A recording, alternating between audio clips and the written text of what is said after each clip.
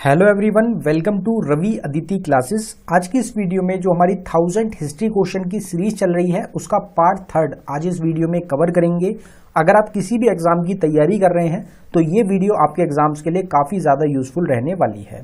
अगर आपको e books bye करनी हो तो हमारी वेबसाइट रहेगी ravibookspdf.com के नाम से, जिसका लिंक आपको डिस्क्रिप्शन में भी प्रोवाइडेड है। आप डिस्क्रिप्शन में जाके हमारी वेबसाइट को विजिट कर सकते हैं ई बुक्स बाय करने के लिए। तो चलिए वीडियो को स्टार्ट करते हैं आज के हमारे पहले क्वेश्चन से। तो हमारा पहला क्वेश्चन है, Ravi Kirti was the court poet of which of the following dynasty ruler.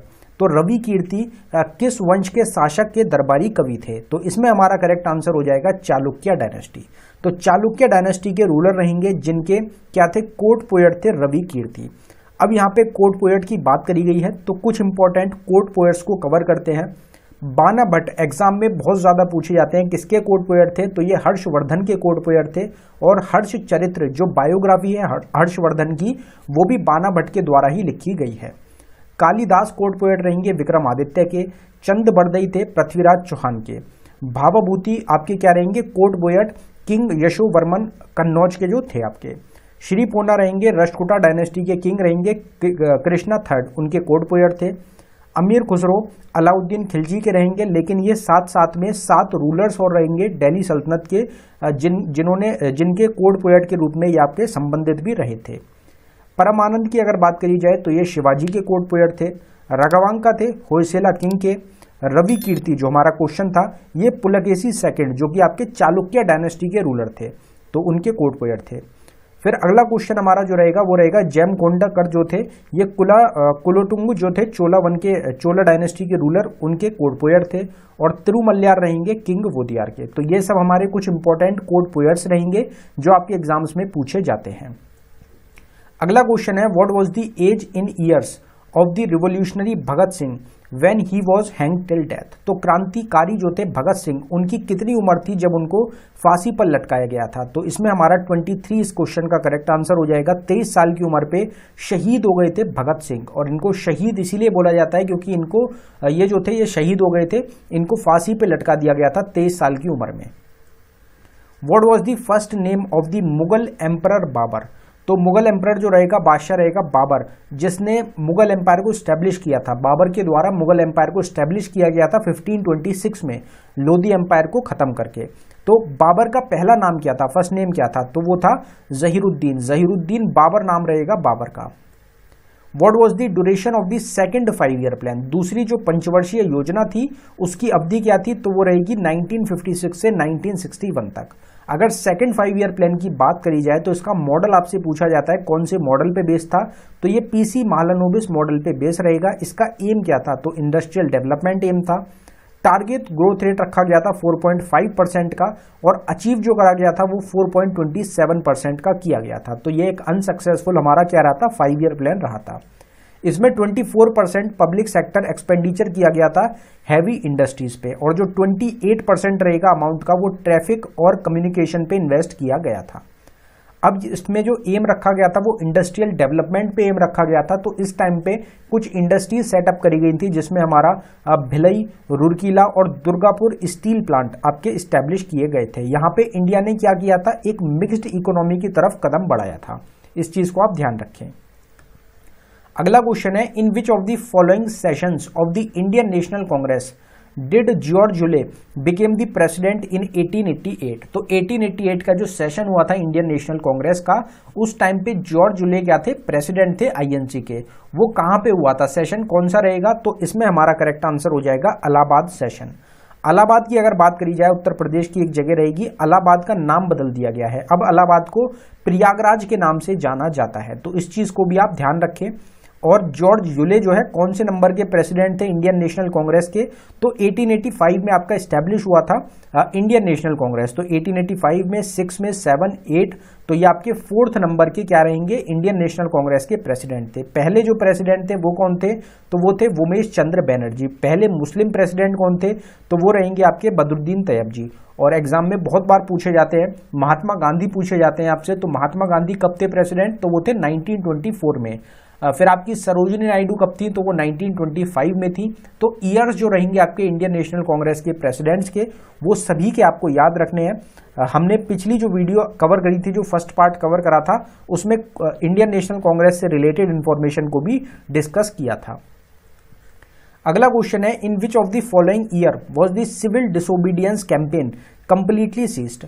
तो कौन सा वर्ष रहेगा जिसमें जो हमारा सिविल डिसोबीडियंस मूवमेंट था वो आपका बंद हो गया था, खत्म हो गया था, तो वो 1934 आपका इसमें ईयर जो रहेगा वो करेक्ट आंसर हो जाएगा। Who among the following is known for the discovery of cell in 1665? तो 1665 में सेल की खोज किसके द्वारा करी गई थी, तो वो करी गई थी रॉबर्ट हुक के द्वारा। अब यहाँ पे बाकी के जो तीनों हमारे ऑप्शंस हैं, इनके द्वारा किस चीज की इन्वेंशन करी गई और जो सेल रहेगा उससे रिलेटेड कुछ क्वेश्चंस को कवर करेंगे। तो कार्ल लैंडस्टेनर रहेंगे जिन्होंने ब्लड ग्रुप की डिस्कवरी करी थी। एल्फ्रेड बी नोबल रहेंगे जिन्होंने डायनामाइट को इन्वेंट किया। फ्रेडरिक बेंटिंग के द्वारा इंसुलिन को डिस्कवर किया गया था। तो ये आपकी इन तीनों की भी क्या हो जाएंगी, इन्वेंशंस हो जाएंगी। अब यहाँ पे सेल की बात करी गई है, तो बेसिक यूनिट ऑफ लाइफ बोला जाता है सेल को। स्टडी ऑफ सेल को हम साइटोलॉजी के नाम से जानते हैं। लार्जेस्ट सेल जो रहेगा दुनिया का वो ऑस्ट्रिच का अंडा रहेगा, ऑस्ट्रिच एग रहेगा। लॉन्गेस्ट सेल है आपकी नर्व सेल। दो टाइप के सेल्स होते हैं, एक होते हैं प्रोकैरियोटिक सेल और एक होता है eukaryotic cell. Powerhouse of the cell बोला जाता है माइटोकॉन्ड्रिया को। अगर आउटिंग कवरिंग की बात करी जाए किसकी होती है सेल की, तो वो प्लाज्मा मेम्ब्रेन की होती है और ये दोनों में प्रेजेंट होती है, एनिमल सेल में भी और प्लांट सेल में भी। Suicide bag of the cell किसको बोला जाता है, तो लाइसोसोम्स को हम suicide bag of the cell के नाम से भी जानते हैं। तो ये सेल से रिलेटेड कुछ थोड़ा सा एक्स्ट्रा इंफॉर्मेशन यहाँ पे हमने कवर की है। फिर अगला क्वेश्चन है, the Bhaja caves are located in dash. तो भजा गुफाएं जो है वो कहाँ पे स्थित है हमारी, तो इसमें महाराष्ट्र हमारा करेक्ट आंसर हो जाएगा। महाराष्ट्र की भजा केव के अलावा तीन मोस्ट इंपॉर्टेंट केव्स रहती हैं जो एग्जाम्स में बहुत पूछी जाती हैं, अजंता केव, इलोरा केव्स और एलिफेंटा केव। ये तीनों ही केव्स आपकी कहाँ पे लोकेटेड है, महाराष्ट्र स्टेट में लोकेटेड रहेंगी। तीनों का आपको याद रखना है। अगला क्वेश्चन है, king Lalit Aditya Muktapida ruled over. तो राजा रहेंगे ललित आदित्य मुक्तापिदा, इन्होंने डैश पर शासन किया था। तो कहां पे किया था, इन्होंने कश्मीर में शासन किया था। जो कश्मीर का हमारा एरिया रहेगा वहां के ये आपके किंग रहेंगे। इन विच ईयर डिड दी चोरी चौरा इंसिडेंट टुक प्लेस। तो चौरी चौरा कांड किस वर्ष हुआ था, तो ये आपका 1922 में हुआ था। अगर मूवमेंट्स की बात करी जाए तो चंपारण मूवमेंट महात्मा गांधी का पहला मूवमेंट रहेगा 1917 में। महात्मा गांधी ने इसको लॉन्च किया था। महात्मा गांधी 1915 में आपके साउथ अफ्रीका से इंडिया वापस आए थे। कौन सी डेट को आए थे, तो 9 जनवरी 1915 को साउथ अफ्रीका से वापस आए थे। और इसी वजह से हम हर साल 9 जनवरी को एनआरआई डे या फिर प्रवासी भारतीय दिवस के रूप में मनाते हैं। जो नॉन कोऑपरेटिव मूवमेंट था ये 1920 में महात्मा गांधी ने लॉन्च किया। स्वदेशी मूवमेंट को 1905 में लॉन्च किया गया था। अगर सिविल डिसोबीडियंस मूवमेंट की हम बात करें तो ये आपका 1930 में लॉन्च किया गया था, 1930 में महात्मा गांधी के द्वारा। ककोरी ट्रेन एक्शन, जिसको पहले ककोरी ट्रेन रॉबरी के नाम से जाना जाता था, और ये आपका कहां पे हुआ था, उत्तर प्रदेश स्टेट में रहेगा, लखनऊ के पास का एरिया रहेगा, वहां पे आपका ये हुआ था। कब हुआ था, 1925 में। फिर आपका होम रूल लीग को स्टैब्लिश किया गया 1916 में। दो आपके होम रूल लीग लाए गए थे 1916 में ही, जो कि एक था बाल गंगाधर तिलक का और एक था आपका एनी बेसेंट का। फिर क्विट इंडिया मूवमेंट आया आपका 1942 में। किसने लॉन्च किया था, महात्मा गांधी ने। भूदान मूवमेंट 1951 में लॉन्च किया गया विनोबा भावे के द्वारा। तीन चीजें आपको एक साथ याद रखनी है 1919 ईयर से। कौन कौन सी चीजें, तो रॉयलेट एक्ट, जलियांवाला बाग मैसकर, खिलाफत मूवमेंट। ये तीनों आपके कब हुए थे, 1919 में हुए थे। अगर जलियांवाला बाग मैसकर की हम बात करें तो ये आपका कहां पे हुआ था, अमृतसर पंजाब में, जिसमें जनरल डायर के द्वारा जो निर्दोष लोग जो प्रोटेस्ट कर रहे थे जलियांवाला बाग में, उन पे गोली चलवा दी गई थी और काफी सारे लोग रहेंगे जो प्रोटेस्टर थे उनकी डेथ यहाँ पे हो गई थी। तो ये आपका कब हुआ था, 1919 में हुआ था अमृतसर पंजाब में। जो गांधी इरविन पैक्ट था ये कब साइन किया गया था, तो ये आपका 1931 में साइन किया गया था। गांधी जी और इरविन के बीच में साइन हुआ था। अगले क्वेश्चन है हमारा, in the Rigveda there is a hymn in the form of a dialogue between sage Vishwamitra and 2 rivers that were worshipped as goddess, which are these river. तो आप सबको पता होगा ऋग्वेद जो है उसमें आपको हाइम्स मिलेंगे, उसमें एक आपका डायलॉग रहेगा जो कि जो हमारे विश्वकर्मा रहेंगे, जो कि ऋषि विश्वकर्मा थे, उनके बारे में, और 2 रिवर्स को वहां पे वर्शिप किया गया है ऋग्वेद के मुताबिक, और उनको गॉडेस बोला गया है। जो 2 रिवर्स हैं उनको गॉडेस बोल के मतलब देवी बोल के सम्मानित किया गया है। तो ये आपकी जो दोनों रिवर्स रहेंगी इनके नेम आपसे यहाँ पे क्वेश्चन में पूछे जा रहे हैं। तो इसमें हमारा 4th ऑप्शन करेक्ट हो जाएगा, बीज रिवर और सतलुज रिवर। ये 2 रिवर्स रहेंगी जिनके बारे में बताया गया है आपका ऋग्वेद में, और इनको जो है एक गॉडेस का दर्जा मिला था, और विश्वामित्र जो रहेंगे उनके बीच का आपका एक डायलॉग रहेगा। तो बीज रिवर और सतलुज रिवर इस क्वेश्चन का आपका करेक्ट आंसर है। विच of the following events occurred first during the Indian national movement. तो सबसे पहले जो भारतीय राष्ट्रीय आंदोलन हुआ था उसमें गिवन ऑप्शंस में से वो कौन सा रहेगा, सबसे पहले कौन सा हुआ, तो गिवन ऑप्शंस में से पार्टीशन ऑफ बंगाल हमारा करेक्ट आंसर हो जाएगा। लॉर्ड गुरजोन का रहेगा आपका, जो बंगाल था हमारा स्टार्टिंग के टाइम पे 1905 में ये आपका बंगाल पार्टीशन हुआ था, उससे पहले काफी बड़ा एरिया रहेगा, इंडिया का सबसे बड़ा एरिया रहेगा बंगाल जो था, तो उसमें एडमिनिस्ट्रेशन में काफी ज्यादा दिक्कत आ रही थी, जिसकी वजह से जो बंगाल रहेगा उसका पार्टीशन किया गया था। तो ये 1905 में हुआ था, तो ये आपका सबसे पहले हो जाएगा। मतलब बाकी जो 3 ऑप्शंस हैं ये 1905 के बाद के आपके रहेंगे, जिसमें अगर हम बात करें कि अराइवल जो हुआ था साइमन कमीशन का, साइमन कमीशन कब आया था इंडिया में, तो ये आपका 1928 में आया था। इनमें अगर सबसे पहली हम बात करें तो इसमें सबसे पहला हमारा पार्टीशन ऑफ बंगाल रहेगा, उसके बाद आपका खेड़ा सत्याग्रह रहेगा। खेड़ा सत्याग्रह आपका आया था 1918 में, फिर आपका साइमन कमीशन 1928 में आया था, और डांडी मार्च की अगर बात करी जाए तो डांडी मार्च आपका कब का रहेगा, 1930 का। तो बाकी तीनों जो है आपके ऑप्शन ये बाद के रहेंगे। सबसे स्टार्टिंग में पार्टीशन ऑफ बंगाल हुआ 1905 में। Who among the following freedom fighter hoisted the Indian flag at the Gwalior tank maidan in Mumbai during the quit India movement. तो क्विट इंडिया मूवमेंट जो था, भारत छोड़ो जो आंदोलन चल रहा था उस टाइम पे, स्वतंत्रता सेनानी कौन रहेगा जिन्होंने होस्ट किया था इंडियन फ्लैग को, जो ग्वालियर टैंक मैदान है मुंबई में वहां पे। तो गिवन ऑप्शंस में से आपका करेक्ट आंसर 3rd ऑप्शन हो जाएगा, अरुणा आसिफ अली के द्वारा आपका होस्ट किया गया था इंडिया के फ्लैग को ग्वालियर टैंक मैदान मुंबई में क्विट इंडिया मूवमेंट के दौरान। Who among the following defeated Harshvardhan when he inverted the Chalukya kingdom in the Deccan. तो डेक्कन में जो चालुक्य किंगडम था दक्कन में, उस पे आपका इन्वेड किया गया था सम्राट हर्षवर्धन के द्वारा, और इसमें जो हार हुई थी वो किसकी हुई थी, सम्राट हर्षवर्धन की। तो दूसरी तरफ जिसमें लड़ा गया था चालुक्य किंगडम जो था, उस टाइम पे वहां पे किंग कौन थे, तो इसमें हमारा करेक्ट आंसर हो जाएगा पुलकेशिन सेकंड। पुलकेशी सेकंड और हर्षवर्धन के बीच में ये आपकी बैटल हुई थी, जिसमें पुलकेशी सेकंड जो थे इनके द्वारा इसको जीत लिया गया था। Qutub Minar which is located in Delhi was built by whom. तो दिल्ली में आपका कुतुब मीनार है, ये किसके द्वारा बनवाया गया, तो कुतुब मीनार आपका कुतुबुद्दीन ऐबक के द्वारा बनवाया गया है। अब अगर यहाँ पे कुछ और 2 चीजें होती हैं, एक तो कहाँ पे लोकेटेड है और एक किसके द्वारा बनवाया गया, तो इसको एक बार कवर करते हैं। जैसे ताजमहल आपका कहाँ पे लोकेटेड है, आगरा उत्तर प्रदेश में। अगर बात करी जाए 7 वंडर में आपका आता है ताजमहल, और ये शाहजहां के द्वारा बनवाया गया था, जो इनकी बीवी रहेंगी मुमताज को डेडिकेट किया गया था ताजमहल को। कुतुब मीनार आपके 2 रहेंगे, एक आपका दिल्ली में लोकेटेड है, दिल्ली वाला कुतुब मीनार जो है ये कुतुबुद्दीन ऐबक के द्वारा बनवाया गया था। रेड फोर्ट आपका दिल्ली में रहेगा, जो शाहजहां ने बनवाया था। सॉरी, कुतुब मीनार नहीं, रेड फोर्ट आपके 2 रहेंगे, एक तो आपका दिल्ली में लोकेटेड है जिसको शाहजहां ने बनवाया था, और एक आपका रेड फोर्ट कहां पे है, सेकंड लास्ट आप देख सकते हैं, आगरा उत्तर प्रदेश में, जिसको अकबर के द्वारा बनवाया गया था। फिर हवा महल जो रहेगा ये आपका जयपुर राजस्थान में लोकेटेड है, जिसको सवाई प्रताप सिंह ने बनवाया था। चार मीनार हैदराबाद तेलंगाना में लोकेटेड है, जिसको कुली कुतुब शाह के द्वारा बनवाया गया। गोलकोंडा फोर्ट है हैदराबाद में, जिसको ककातिया डायनेस्टी के रूलर्स ने बनवाया था। लोटस टेम्पल आपका दिल्ली में लोकेटेड है, फरीबोर्ज सहबा के द्वारा बनवाया गया। जंतर मंतर जयपुर में रहेगा, इसको जय सिंह सेकंड ने बनवाया था। अंबर फोर्ट आपका जयपुर में लोकेटेड है राजस्थान में, राजा मान सिंह फर्स्ट के द्वारा बनवाया गया। सांची स्तूपा सांची मध्य प्रदेश में किसने बनवाया, सम्राट अशोक ने। ग्वालियर फोर्ट को ग्वालियर में मध्य प्रदेश में आपका तोमर डायनेस्टी के रूलर्स के द्वारा बनवाया गया था। आपसे क्वेश्चन पूछा जाता है कि दिल्ली सबसे पहले जो कैपिटल बनाई गई थी वो कौन सी डायनेस्टी ने बनाई थी, तो वो तोमर डायनेस्टी ही आपका क्वेश्चन का आंसर हो जाएगा। फतेहपुर सीकरी आपका आगरा उत्तर प्रदेश में लोकेटेड है, इसको अकबर के द्वारा बनवाया गया था।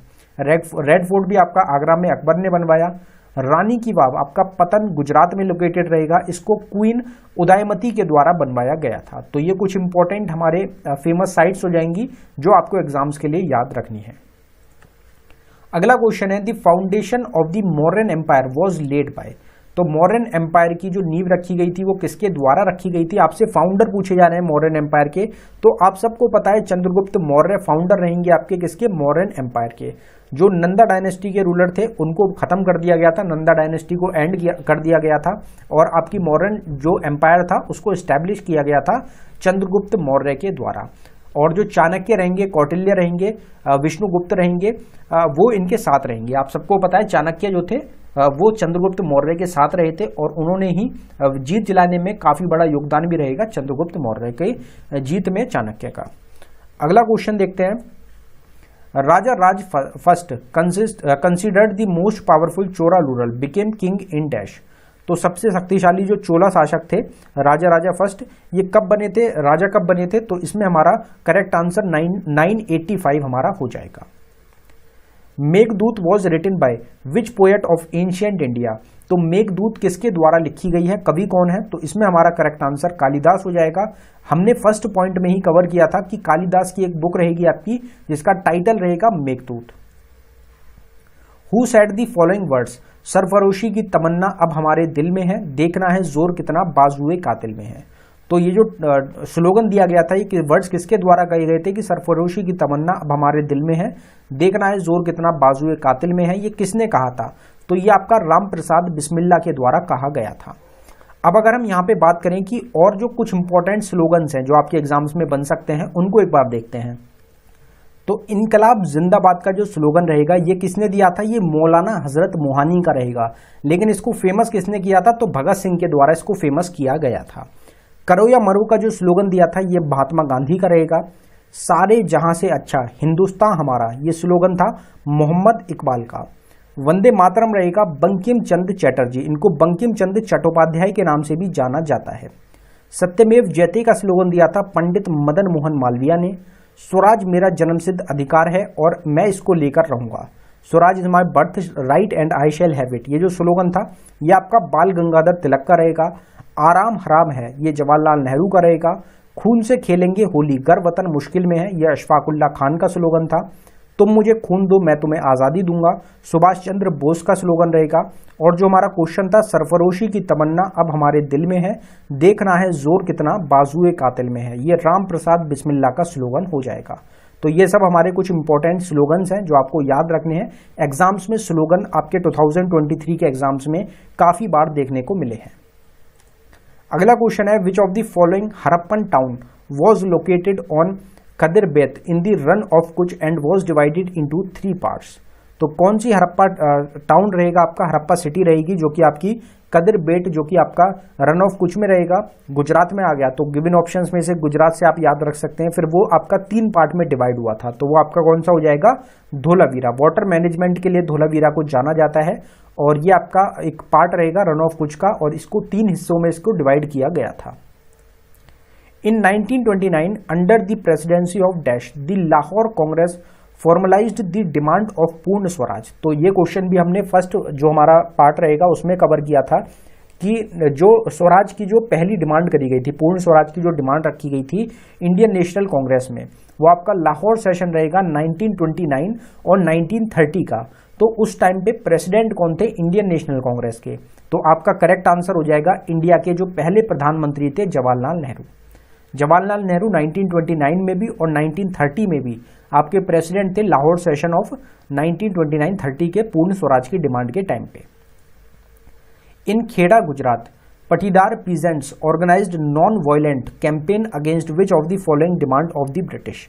तो ब्रिटिशर्स के खिलाफ एक प्रोटेस्ट लाया गया था, एक नॉन वायलेंस कैंपेन चलाई गई थी जो पटीदार पीजेंट्स थे कहाँ के? खेड़ा गुजरात के। तो वो किसके खिलाफ, जो कौन सी डिमांड थी ब्रिटिशर्स की जिसके खिलाफ ये आपका प्रोटेस्ट किया गया था? तो इसमें करेक्ट आंसर हमारा थर्ड ऑप्शन हो जाएगा high land revenue. High land revenue की देखते हुए ब्रिटिशर्स के खिलाफ एक नॉन वायलेंट कैंपेन चलाई गई थी पटीदार पीजेंट्स के द्वारा खेड़ा गुजरात में। In which Olympic games did Karnam Malleswari became India's first women to win an Olympic medal. तो कर्नम मल्लेश्वरी ओलंपिक मेडल में पहली महिला बनी थी इंडिया से जिन्होंने ओलंपिक में मेडल जीता था। तो वो कौन सा आपका ओलंपिक रहेगा, तो वो था आपका सिडनी 2000 ओलंपिक गेम्स। सिडनी के जो ओलंपिक गेम्स हुए थे 2000 में, उसमें पहली महिला जो इंडिया से जीती थी ओलंपिक, वो आपकी कर्नम मल्लेश्वरी रहेंगी। कर्नम मल्लेश्वरी ने कौन से स्पोर्ट्स में जीता था मेडल, तो वो रहेगा आपका वेट लिफ्टिंग में, और वेट लिफ्टिंग में ब्रॉन्ज मेडल इन्होंने भारत को दिलाया था। तो इस चीज़ को आप ज़रूर ध्यान रखें। अब यहाँ पे ओलंपिक की बात हुई है, तो समर ओलंपिक और पैरा ओलंपिक जो हुए हैं हमारे रिसेंट वाले 2020 के 21 में हुए, ये आपके टोक्यो जापान में ऑर्गेनाइज हुए। जो 2024 के नेक्स्ट होंगे ये आपके पेरिस फ्रांस में ऑर्गेनाइज होंगे। ये क्वेश्चन आपको एग्जाम्स में काफ़ी जगह देखने को मिलेगा। 2028 में लॉस एंजल्स अमेरिका में ऑर्गेनाइज होंगे। 2032 में ब्रिस्बेन ऑस्ट्रेलिया में ऑर्गेनाइज होंगे। अगर विंटर ओलंपिक या पैरालंपिक की बात करी जाए तो 2022 के आपके बीजिंग चाइना में हुए हैं। अगर विंटर की इसकी बात करी जाए 2022 की, तो एक इंडियन रहेंगे आरिफ मोहम्मद खान, वो इकलौते इंडियन हैं जो आपके क्वालिफाई हुए थे 2022 के विंटर ओलंपिक में। ये आप ध्यान रखें। विंटर ओलंपिक और पैरा ओलंपिक 2026 में होंगे मिलान और कोर्टिना इटली के अंदर। अगला क्वेश्चन है हु बिल्ट दी पत्थर की मस्जिद इन पटना बिहार। तो पत्थर की जो मस्जिद है आपकी बिहार में, पटना बिहार में, जो कि कैपिटल है बिहार की, वो किसके द्वारा बनवाई गई थी, तो वो आपकी परवेज शाह के द्वारा बनवाई गई थी। Who among the following started the Kuka movement. तो कूका जो आंदोलन था ये किसके द्वारा स्टार्ट किया गया था, तो ये सतगुरु राम सिंह के द्वारा इसको स्टार्ट किया गया था। The young Bengal movement was founded by. तो यंग बंगाल जो आंदोलन था उसकी स्थापना किसके द्वारा करी गई थी, तो वो आपका फर्स्ट ऑप्शन करेक्ट हो जाएगा, हेनरी लुइस विवेन डेरोजियो जो हैं इनके द्वारा यंग बंगाल मूवमेंट को फाउंड किया गया था, एस्टैब्लिश किया गया था। On which day was the national anthem of India adopted. तो भारत का जो राष्ट्रीय चिन्ह है वो हमने किस दिन अपनाया था, तो 26 जनवरी 1950 को हमने अडॉप्ट किया था। अगर यहाँ पे अडॉप्शंस की कुछ बात करें तो कॉन्स्टिट्यूशन को हमने अडॉप्ट किया 26 नवंबर 1949 को, लेकिन इफेक्ट में कब से आया, तो 26 जनवरी 1950 को। सुप्रीम कोर्ट ऑफ इंडिया हमारा पावर में आया, इस्टेब्लिश हुआ 28 जनवरी 1950 को। पार्लियामेंट को 26 जनवरी 1950 को इस्टेब्लिश किया गया। लोकसभा को 17 अप्रैल 1952 को, राज्यसभा को 3 अप्रैल 1952 को। नेशनल एंथम को, जो कि हमारा रहेगा जन गण मन, इसको आपका अडॉप्ट किया गया, इस्टेब्लिश किया गया 26 जनवरी 1950 को। पहली बार जो हमारा नेशनल एंथम गाया गया था वो 27 दिसंबर 1911 में गाया गया था। नेशनल सॉन्ग हमारा अपनाया गया था, अडॉप्ट किया गया था वंदे मातरम को 24 जनवरी 1950 को। प्रियम्बल को अडॉप्ट किया हमने 26 नवंबर 1949 को, और ये इफेक्ट में आया था 26 जनवरी 1950 को। तो ये कुछ हमारे इंडियन कॉन्स्टिट्यूशन से रिलेटेड चीज़ें रहेंगी जो हमने अडॉप्ट की हैं, उनकी डेट यहाँ पे आपको याद रखनी है। Who is famously known as the tiger of Mysore. तो किसको टाइगर ऑफ मैसूर के नाम से भी जाना जाता है, तो निकनेम्स का यहाँ पे क्वेश्चन रहेगा। तो टीपू सुल्तान जो रहेंगे इनको क्या बोला जाता है, इनको टाइगर ऑफ मैसूर के नाम से भी जाना जाता है। जो एंग्लो मैसूर वॉर हुई थी उसमें अगर बात करी जाए थर्ड एंग्लो मैसूर वॉर की, तो उसमें टीपू सुल्तान जो थे ये हार गए थे और इनको अपना आधा राज्य देना पड़ा था और कुछ 3 करोड़ रुपए के करीब का इन पे फाइन लगा था।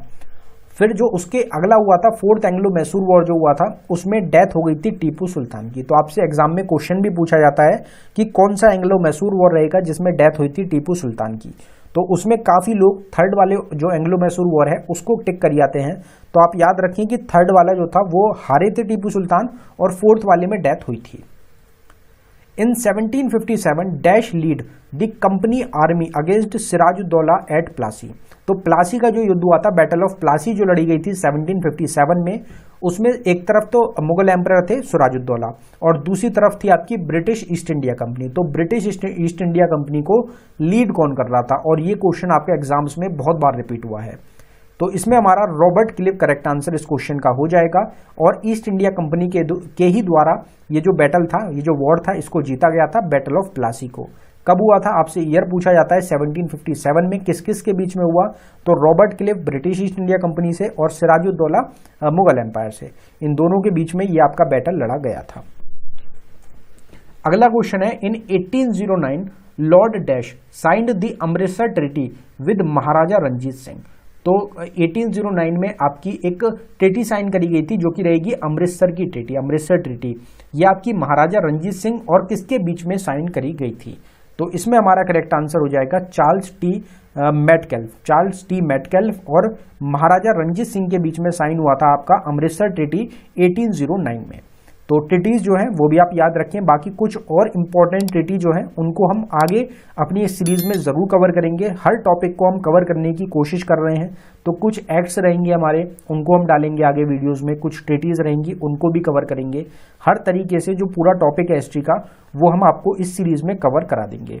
अब यहाँ पे दो हमारे क्विज के क्वेश्चंस हैं जिनका आंसर आप सभी को कमेंट बॉक्स में टाइप करना है। तो हमारा जो पहला क्विज का क्वेश्चन है वो रहेगा, Ravi Kirti was the court poet of which of the following dynasty ruler. तो रवि कीर्ति निम्नलिखित में से किस वंश के शासक के दरबारी कवि थे? तो गिवन ऑप्शंस में से जो भी आपका इस क्वेश्चन का करेक्ट आंसर है आप उसको कमेंट बॉक्स में टाइप कर दें। और जो रूलर का नेम है वो भी अगर आपको ध्यान हो, क्योंकि हमने स्टार्टिंग में कवर किया था, तो अगर आपको रूलर का नेम भी याद है तो आप उसको भी कमेंट बॉक्स में जरूर टाइप करें। जो हमारा दूसरा क्वेश्चन का क्वेश्चन है वो रहेगा, in which year did the Chauri Chaura incident took place. तो चौरी चौरा जो कांड हुआ था ये आपका किस वर्ष हुआ था, जिसमें काफी सारा विद्रोह जो था वो देख के महात्मा गांधी जो थे उन्होंने एक मूवमेंट था नॉन कोऑपरेटिव मूवमेंट, उसको भी खत्म कर दिया था। तो ये आपका कौन सा ईयर रहेगा आप इसको भी जरूर कमेंट बॉक्स में टाइप कर दें। दोनों आपके क्विज के क्वेश्चंस रहेंगे। अगर आपको वीडियो अच्छी लगी हो वीडियो को लाइक करें, शेयर करें, चैनल को जरूर सब्सक्राइब कर लें।